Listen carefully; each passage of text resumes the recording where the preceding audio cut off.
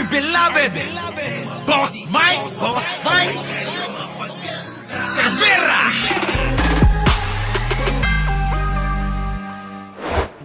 Grabe.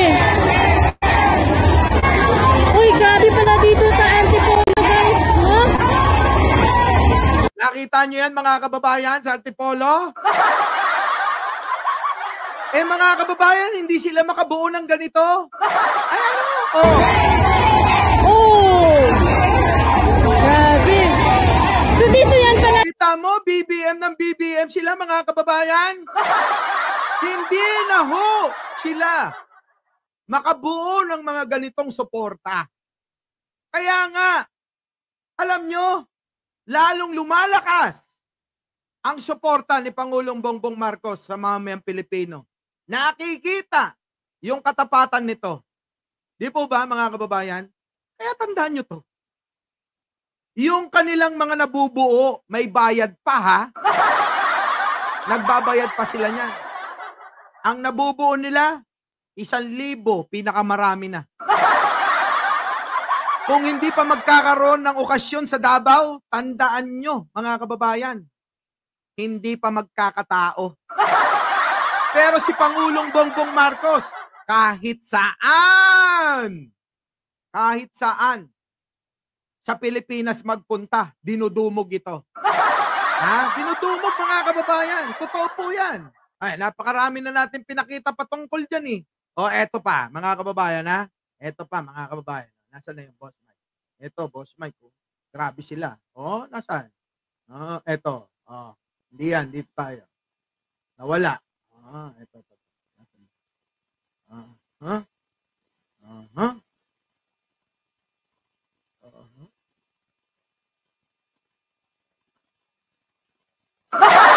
Dito. Ayan, dito. Hindi, dito pala. Yo!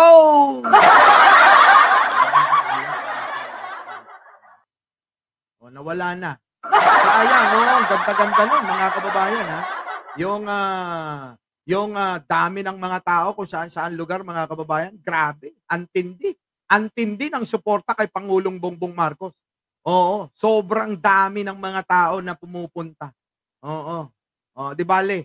Papakita natin, hahanapin natin to kung saan na napunta yung mga yon. Sobrang dami mga kababayan ng mga video dito sa aking mga sa aking mga naka-store. Nako, wala. Oo, hindi na makita. Wala. Dito. Wala. Hindi naman yun. Hindi yan. Baka binura na ni Anino kasi tapos na. Oo, baka binura na ni Anino. Eto!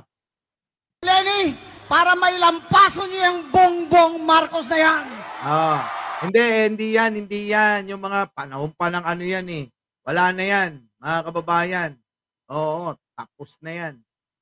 Remove. Yan! Eto na, mga kababayan. Imposibleng mawala yung Boss Mike. Imposibleng mawala. Paano mawawala naman? Ano mawawala yun? Sayang ano? Ang ganda-ganda ng mga pinakitang napakaraming tao talaga, mga kababayan. Hindi nyo hindi nyo matawaran ang dami ng tao pagdating kay Pangulong Bongbong. Ito na. Isa na natin to. Dito na lang. Tingnan nyo. Sa mga lolo't lola, thank you. Di siya nagmumura, di ba? Tingnan nyo yung opinion ng mga natin, senior citizen ha. Arnold 50 na t-shirt yung ipamimigay mo ha. Tuloy. Hindi naman siya basta sa tao, di siya nagmumura, di ba? Kasyang mabait. Mga bata nga, ang dami nagmumura dahil ng panahon ni Duterte, natuto eh. Dapat isang vice-presidente ang magsalita ng ganon. Hindi proper. Very improper talaga. Nalibingan ng tatay niya sa... Parang walang pinag-aaralan yung ganon.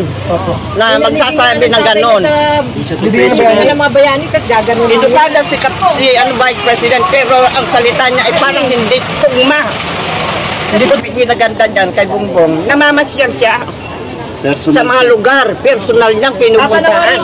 Ang mga nasalanta ng kalamidad. Yes. Oo. Buti alam niyo po yun eh. Nakikita niyo po. Kita nyo mga kababayan?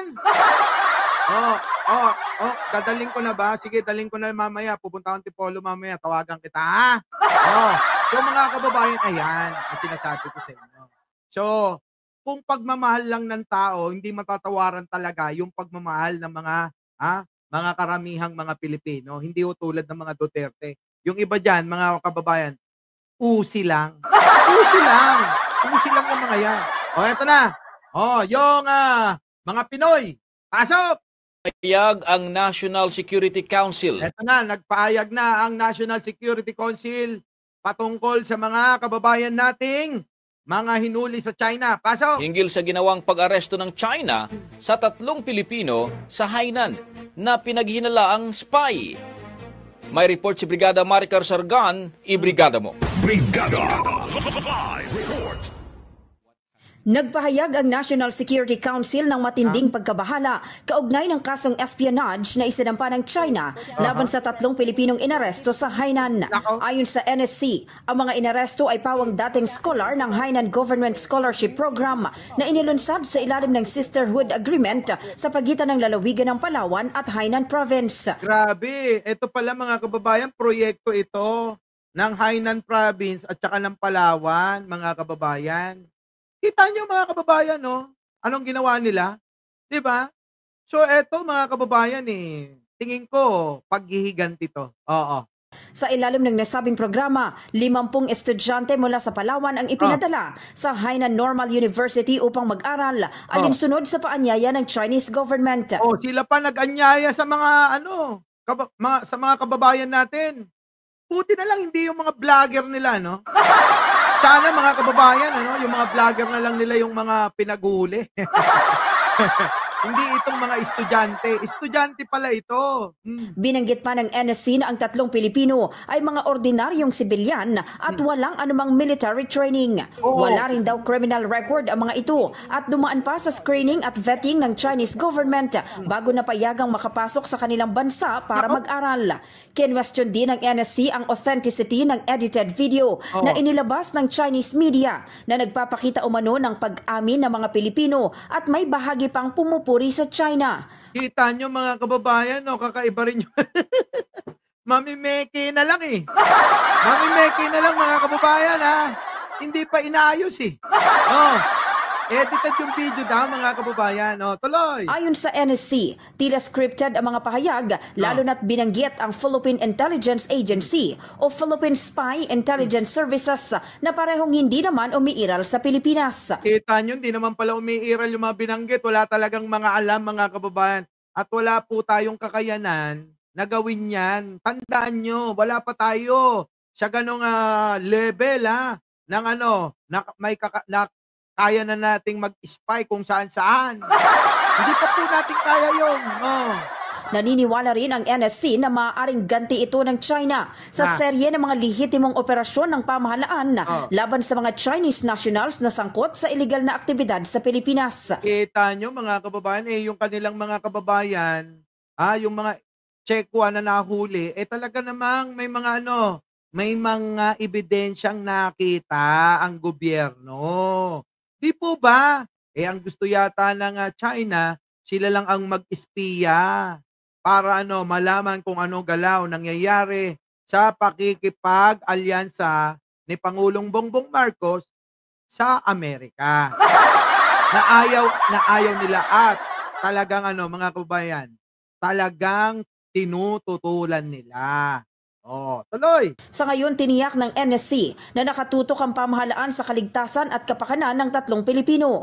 Patuloy ang koordinasyon ng NSC sa Department of Foreign Affairs at Philippine Embassy sa Beijing upang matiyak na mabibigyan ng legal na suporta at masusunod ang due process para sa mga ito. Hinimok naman ng NSC ang China na igalang ang due process at karapatan ng mga Pilipino gaya ng pagtrato ng Pilipinas sa mga dayuhan sa bansa. Correct, mga kababayan, ganun na lang talaga, ngayon, eto, yung mga taga-Palawan, abay umaapila na, pasok! Si Palawan Provincial Board Member Ryan Maminta ang unang nilapitan ng mga kaanak ng 3 Pilipinong hawak ngayon ng China noon pang Oktubre 2024. Mga Pakinggan nyo mga kababayan kasi may copyright ito Pakinggan nyo sige tuloy. dating scholar ang 2 lalaki at isang babae ng Hainan Normal University sa ilalim ng programa sa pagitan ng Palawan at Hainan Province sa China. Sa report noong 2018 ng Philippine News Agency, sa ilalim ng programa, 10 Palawenyong scholar ang pag-aaralin sa Hainan Normal University kada taon mula 2018 hanggang 2022, all expenses paid. Panahon ni Digong yan, panahon ni Digong. Tuloy. Kabilang dito ang kanilang tutuluyan, monthly allowances, serbisyong medikal at round-trip ticket. Naikwento ni Maminta na matapos ang kanilang scholarship, nakabalik pa sila ng Palawan. Dumadaan sa amin sila sa Sangguniang Palalawigan Nakabalik pa pala mga kababayan, nakabalik pa yung mga estudyante naman. Kaya lang siguro, bumalik para magtrabaho, ayan. Nagkukwento sila, nagsasabi kung ano na yung mga experience sila doon. At masaya sila na makatapos sila ng pag-aaral because of this program. Bumalik anya ang 3 sa China para magtrabaho doon sa pagnanais na makatulong sa mga magulang. Yan ang sinasabi ko, hindi sila turista mga kababayan. Pumunta sila doon para magtrabaho. Tuloy. Dumulog kay Bokal Maminta ang mga kaanak ng 3 scholar nang hindi na sila makontak. Nako, patay na. October pa na nahuli pero walang banggit at hindi na isa sa publiko. Pagdating nitong nakaraang... Kita nyo, Oktubre pa ng nakaraang taon mga kababayan. Pero etong linggo lang ito na balitaan. Ang tagal na palang ng mga nakakulong niyan. October pa. Nung October, katatapos lang din mga kababayan, nung mga nahuli, yung mga incheck na nag-i-espiya daw. February, Marso, na wala pang mga report, umimik na ako sa Sangguniang Palalawigan para tanungin kung ano na ba yung nangyayari doon sa mga former scholars natin at sa mga estudyante na ito. Napag-alaman anya nilang hawak nga ang 3 ng mga otoridad sa China pero walang impormasyon kung bakit sila hinuli. Kaya nagulat si Maminta nang ihayag ng Chinese Foreign Ministry na inaresto ang 3 dahil umano sa pang-eespiya. Nung nababas yung kwento, ang reaction ko talaga, baka naman na ganti lang sa atin. So, malamang na nga ho yun mga kababayan, ganti na lang ho yan.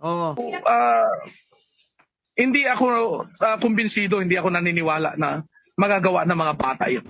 Correct, mga kababayan, hindi ho magagawa ng mga bata yan.